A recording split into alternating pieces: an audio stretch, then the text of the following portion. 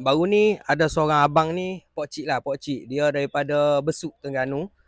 Dia kerja, dia jaga sangkai ikan.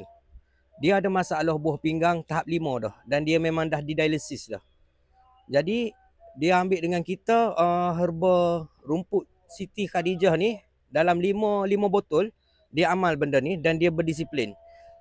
Alhamdulillah, lo ni dia dah turun daripada buah pinggang tahap 5 tu turun ke tahap 1 dan dia tak kena dialisis dalam ni.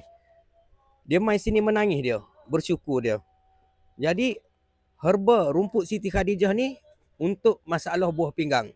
Okey, siapa nak cuba tekan beg kuning di bawah, boleh order terus ke rumah anda. Kalau boleh tengok ni antara pesanan-pesanan herba-herba yang kita ada.